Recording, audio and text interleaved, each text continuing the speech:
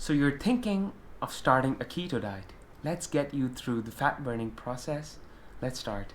So the first thing I'd recommend is lower your carb intake, whether they are refined carbs, rice, pasta, wheat, refined sugars, glucose, fructose, sucrose, things that have a lot of sugar but they're seemingly healthy, honey, agave nectar, maple syrup, all of these need to go. So you need to restrict your carb intake because keto has a carb percentage of about 5 to 10%.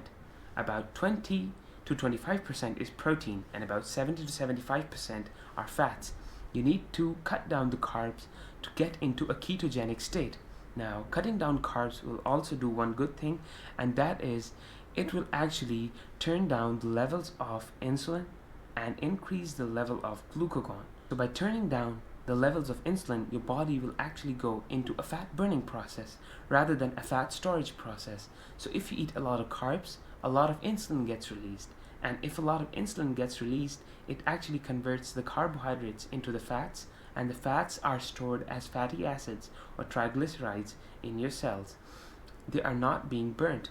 What is being burnt is actually glycogen to the glucose, or the glucose is being directly utilized by the cells. The second thing that you need to do is increase your protein intake. So you should increase your protein intake to about 3 to 8 ounces. Now that would be about the size of your palm.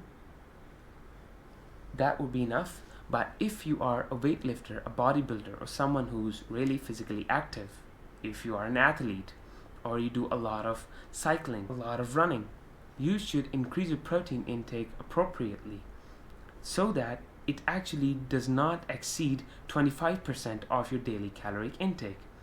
The third thing I would say is do not go over the board on these protein powders, because protein powders like whey isolates or whey hydrolates or anything that has casein or these refined hydrolyzed proteins actually release a lot of insulin. That is because they have been hydrolyzed, they have been pre-digested so that once your body takes it in, they just get into your bloodstream and release a lot of insulin. Same rule applies to the branched chain amino acid tablets that many people use. And quick proteins, sources that have hydrolyzed protein actually would also release a lot of insulin. That would make you a lot hungrier and you would end up eating a lot more calories, burning a lot less fat. My third advice would be eat a lot of fat. You're starting keto, you want to go into a ketogenic state. What are ketones made from? They're made from fat by the liver to provide as an alternative fuel than glucose to your body. So you should eat a lot of fat. And by fat, I mean healthy sources of fat. Now the healthy sources are eggs. Eggs are a really good source of fat. The next would be olive oil, fish oil, fatty fish like salmon, mackerel, and many other fatty fish. They are a really good of fat. Now the other good source of fat is the fat that comes with protein naturally. Fatty cuts of meat, they're really good. The fat that you should actually avoid is vegetable oils. Vegetable oils are really high in omega-6 fatty acids. Omega-6 fatty acids in the latest research has shown that the peroxidation or the breakdown products of these omega-6 fatty acids actually increase your chances of chronic illnesses. They increase your chances of rheumatoid arthritis, heart conditions, type 2 diabetes, insulin resistance, Crohn's syndrome, ulcerative colitis. The chances of you getting cancer also go up because the peroxidation process or end glycosylation products of the omega-6 fatty acids are really harmful. You should do some Google search or you should go online and check how dangerous omega-6 are. In fact, people are now replacing these vegetable oils with butter and with ghee. Now ghee is clarified butter. So you should also try these options. Other options are coconut oil, olive oil. Try using them in your food. You would actually feel a lot healthier. The fifth thing would be get more omega-3 fatty acids. Your ratio of omega-3 to omega-6 should be high, preferably about 1:5. But right now, in our diet, we are taking about 1:20. So 20 is the omega-6 ratio and 1 is the omega-3. That's really low. Good sources of omega-3 are walnuts, fatty fish. Walnuts have a lot of EPA and DHA that the body converts into omega-3 fatty acids. Next, I would say is because you're eating a lot of these foods that do not have these fresh vitamins in them, so you should eat more vegetables. The CDC recommends about 3 to 5 cups of salad a day, but we eat less than one. I know eating vegetables is hard. It's really hard for me even, but once you saute your vegetables or steam them or boil them, they actually become less and less in the size and they become much more dense.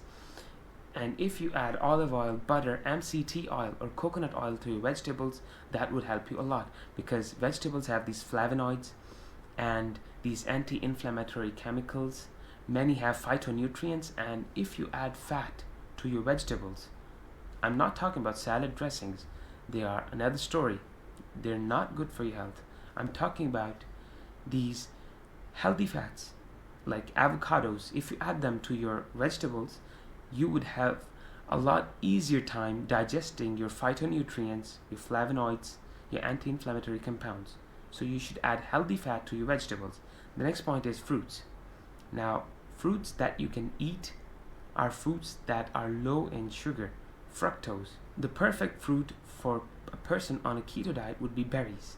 Now, in berries, you can have these 3 types. That is raspberries, strawberries, and blackberries. The other berries are higher in the sugar content. Fruits that you should absolutely avoid is mangoes, apples, grapes, figs, dates. Goal is, once again, I'll repeat it, to lower down the insulin, to increase the fat burning process, to actually get into a ketogenic state. If you actually try intermittent fasting with this keto routine, you would actually get a lot better results. That is because you would be a lot less hungrier. Once you quit these carbs, you would get into a state that's called the keto flu. They get fatigued, they feel dizzy, or they feel agitated, and that's because they have left this quick source of calories, and that's carbs. They've left it for a more efficient source of calories, that's fat. And now they feel crappy almost all the time for about 3 to 5 days. That's called the keto flu. Now, if you in the morning drink a cup of coffee with butter, MCT oil, or coconut oil, you would actually feel a lot less symptoms of the keto flu phenomenon. And if you take multivitamins, especially B3, B5, B6, you would have a lot less symptoms of the keto flu and a lot easier time starting or going on a keto diet. If you actually add bone broth or something that's high in potassium and magnesium, we talked about vegetables earlier, they're really high in these, you would also easily eliminate the keto flu phenomenon from happening. On a keto diet, you're flushing a lot of water, and with water come these electrolytes, most importantly sodium and chloride. So you can actually add salt to taste. In a keto diet, you no longer have to restrict your salt as much as you like. You can add up to about 4 to 5 grams per day. Before that, you might be eating about 1600 to about 2200 or 2500 milligrams maximum. Now, you are not holding up salt, you are not holding up fluid. That is because of the insulin that went down. Your body has an easier time flushing excess fluid and easier time flushing these electrolytes. Now you can eat salt to taste, and that's really good for anyone who has been having a difficult time restricting their salt due to hypertension or due to any other heart condition. Thank you so much for watching the video. If you liked it, make sure you give it a thumbs up, and if you have any inquiries or any questions or would like me to make a video on a certain topic, go down in the comments and put anything that you want help with. I actually read my comments and I really like to help people out. Thank you so much. Goodbye.